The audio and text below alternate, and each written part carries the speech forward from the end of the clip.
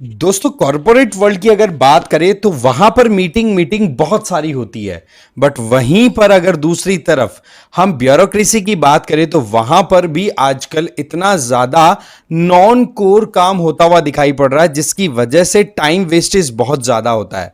बताया जा रहा है कि 80% काम तो सिर्फ और सिर्फ मीटिंग्स में सवालों के जवाब देने में इन्हीं में निकल जाता है, अगर हम टॉप ब्यूरोक्रेट्स की बात करें तो। ऐसे में ये अपने आप में बहुत बड़ा सवाल है कि बाकी रिमेनिंग टाइम में आप करोगे तो क्या करोगे। आपको पॉलिसी बनानी भी होती है, पॉलिसी इंप्लीमेंटेशन पर भी काम करना होता है।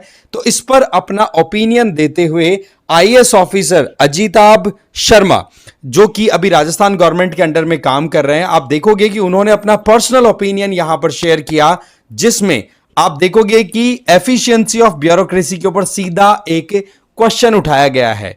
क्योंकि नॉन कोर वर्क जो है, जिसमें आप डिफरेंट मीटिंग्स को इंक्लूड कर लो या कहीं पर कोई रिपोर्ट आई है तो उसको समराइज करके सबमिट करने की बात कर लो, या कोई आरटीआई के सवालों के जवाब देने हो, इन सभी में बोले ब्यूरोक्रेट्स का 80% तक काम खत्म हो जाता है, टाइम खत्म हो जाता है और काम उसमें कुछ भी अच्छे से नहीं हो पाता। और सच बात तो यह है कि आप बिजी रह करके आप ये सोचते हैं कि भाई मैंने बहुत काम कर लिया, बट अगर प्रोडक्टिविटी पॉइंट ऑफ व्यू से देखें तो क्या बिजी रहना ही एक आपका आउटकम डिसाइड करेगा, या आपका काम का इंपैक्ट कितना आ रहा है वो डिसाइड करेगा। तो इस बात को एक ब्यूरोक्रेट की तरफ से उठाना यह अपने आप में बहुत ही इंटरेस्टिंग एस्पेक्ट को शो करता है। क्योंकि आप खुद देखिए, आपके घर में अगर कोई भी गवर्नमेंट ऑफिसर है या गवर्नमेंट ऑफिशियल जॉब में कोई काम करने वाला बंदा है, तो आप खुद देखिए उसकी शेड्यूल में कि अरे यार आज वीडियो कॉन्फ्रेंस थी, आज हमने ये डेटा शो किया, आज हमने वो करना था। यही चीजें आप कॉर्पोरेट वर्ल्ड में जाकर के देख लो कि काम कम होता है, बातें ज्यादा होती है। तो ऐसे में ये प्रोडक्टिविटी वाला जो एस्पेक्ट आ जाता है ना कि हाँ जी हमें रिजल्ट कितना मिल रहा है, वो रिजल्ट फिर आपको अप्रोप्रिएट नहीं मिल पाता, और उसके चक्कर में जो डिसीजन मेकिंग है वो भी डिलेड हो जाती है, जिसके चलते कहा जाता है कि भाई रेड टेपिज्म बहुत ज्यादा है। और ये मामला वाकई में बहुत ही ज्यादा ग्रेव कंसर्न वाला है। तो ऐसे में सोनाक्षी वैशिष्ठ जी के द्वारा तो इसको हाईलाइट किया गया, बट साथ ही साथ अजिताभ शर्मा जी ने क्या बातें कही है वो भी हम डिटेल में एक एक करके पूरा डिस्कस करेंगे। बट आगे बढ़े उससे पहले, एक तो आप मुझे फॉलो कर सकते हैं इस टेलीग्राम चैनल को क्यूआर कोड को स्कैन करके, और दूसरा PWIS की तरफ से यूपीएससी फाउंडेशन कोर्सेज रन कराए जा रहे हैं, जिनमें प्रतिज्ञा दिवस के ऑफर्स अभी भी कंटिन्यू है। प्रतिज्ञा 1000 कूपन कोड आपको लगा देना है। इनमें आपको 2026 का टारगेट लेकर के चल रहे हो तो प्रहार और टाइटन कोर्सेज मिल जाएंगे। 2 साल का अगर टारगेट है तो संकल्प और पिनेकल है। 3 साल का टारगेट है तो प्रारंभ आपके लिए, अगर आप कॉलेज गोइंग है तो कुल मिलाकर के आप अपने टारगेट के अकॉर्डिंग जो भी आपके लिए सूटेबल कोर्स है वो सब्सक्राइब कर सकते हैं। डिटेल्स के लिए पिन कमेंट को जरूर एक्सप्लोर कर लें, वहां पर नंबर भी दिए हुए हैं, कॉल करके पूछ लीजिएगा। तो बात कुछ ऐसी है कि अजिताभ शर्मा जी अभी रिसेंटली क्या होता है, राजस्थान गवर्नमेंट में जो डिपार्टमेंट ऑफ एनर्जी है ना, वहां पर इनका सेक्रेटरी के तौर पे अपॉइंटमेंट होता है। तो उस टाइम पर उन्होंने अपने लिंक्डइन अकाउंट पर ये पोस्ट डाली, जिसमें कहा कि मेरा समय रूटीन कार्यों के अंदर ही 80% तक चला जाता है, और एक्चुअल में जो कोर वर्क है, जिसको हम बोलेंगे इंपॉर्टेंट काम, वो नहीं हो पाता। तो बोला मैं प्रोडक्टिविटी कहां से लेकर के आऊं, और ये मेरा ही नहीं, ये आप उठा करके पूरी ब्यूरोक्रेसी का देख सकते हैं। अब आप देखो, ये वो इंडिविजुअल हैं जिनके द्वारा चीफ मिनिस्टर अशोक गहलोत जी के टाइम पे उनको असिस्ट किया गया था चीफ सेक्रेटरी के तौर पे। ये वो इंडिविजुअल हैं जिनके द्वारा इंडस्ट्रियल डिपार्टमेंट को राजस्थान गवर्नमेंट के अंडर देखा गया, जहां पर राइजिंग राजस्थान करके एक प्रोग्राम रन होता है, उसमें काम किया इनके द्वारा। तो आप खुद देख सकते हैं कि इनकी पोजीशनिंग और इनका जो एक ऑरा है वो किस लेवल का है, और फिर वो इंडिविजुअल हाईलाइट कर रहा है इस तरीके की कमियों को। तो इनका ये कहना है कि अगर आप अपने को स्किल्ड प्रोफेशनल, स्किल्ड ब्यूरोक्रेट बनाना चाहते हैं, तो आप ये नहीं कह सकते कि मैं पेपर वर्क अच्छे से कर रहा हूं इसलिए सारा काम अच्छा हो रहा है। नहीं, आपको दिखाना होगा कि आपने जो पॉलिसीज बनाई हैं उनका परिणाम क्या आ रहा है। जैसे कि अभी की बात करें तो अजिताभ शर्मा जी को क्या दिया गया है, डिपार्टमेंट ऑफ एनर्जी दिया गया है अभी राजस्थान गवर्नमेंट में, 2024 की बात है।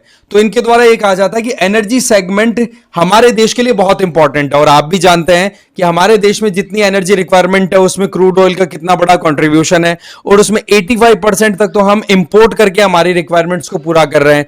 तो ऐसे सिचुएशन में हमें यह समझना बहुत ज्यादा जरूरी हो जाता है कि भाई हमारी रिक्वायरमेंट के लिए हम इंपोर्ट्स पे डिपेंडेंसी को रिड्यूस करें, हम आत्मनिर्भर बने, तो उसके लिए कोर सेक्टर में काम करना भी तो जरूरी है। हमें ग्रीन इकोनॉमी के ऊपर काम करना होगा, हमें रिन्यूएबल एनर्जी को एक्सपेंड करना होगा।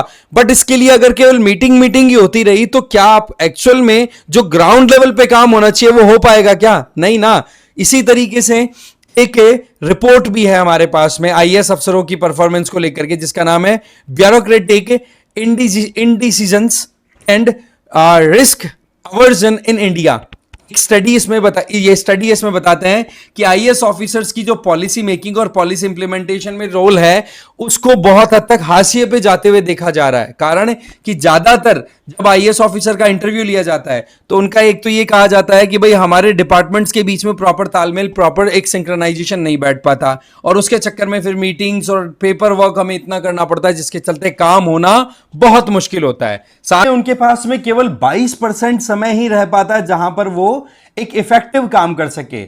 आप खुद देख सकते हैं कि हर एक डिपार्टमेंट का अपना काम करने का एक जोनर होता है, अपना खुद का एक सेगमेंट होता है, और उनको बहुत सारी चीजों पर डिसीजन भी लेना होता है। तो ऐसी सिचुएशन में एक जो टॉप डिसीजन मेकिंग इंडिविजुअल या एक टॉप डिसीजन मेकिंग पोजीशन अगर नॉन कोर या नॉन इंपॉर्टेंट कामों में उलझा रहा या उलझी रही तो फिर कैसे आउटकम्स निकल पाएंगे? तो ये अपने आप में जो रेड टेपिज्म का एक सवाल उठता रहता है ना कि लाल फीताशाही बहुत है, लाल फीताशाही बहुत है, डिसीजन मेकिंग नहीं आ रही, प्रॉपर एग्जीक्यूशन नहीं हो रहा है। देखो, इस पे काम करने का जो तरीका है उस पे भी काम करना जरूरी है। तो इंडिविजुअल्स की नीयत पर भी इसके ऊपर सवाल उठते हैं, क्योंकि बहुत सारे इंडिविजुअल यहां पर अजिताभ जी के द्वारा एक बात बड़ी इंटरेस्टिंग कही गई कि मेरे कई ऐसे कलीग्स हैं जिनके द्वारा यह कहा जाता है कि जी सब कुछ एकदम आसान है, ब्यूरोक्रेसी में कोई भी चीज मुश्किल नहीं है। बट इनके द्वारा यह कहा गया कि मेरे हिसाब से शायद कुछ भी इतना आसान नहीं है, मुश्किलें आती हैं क्योंकि आपको पब्लिक के साथ डीलिंग करनी है, आपको पब्लिक की जो एक्सपेक्टेशंस है उन पे पूरा उतरना है। तो ऐसे सिचुएशन में कोई काम कैसे आसान हो सकता है? वहीं पर अजिताभ जी की हम बात करें तो ये देखो 1996 बैच के पास आउट इंडिविजुअल है, ठीक है। इनके द्वारा देखा जाए तो बहुत सारे लीडिंग काम किए गए हैं जो ऑलरेडी मैं आपको बता चुका हूं।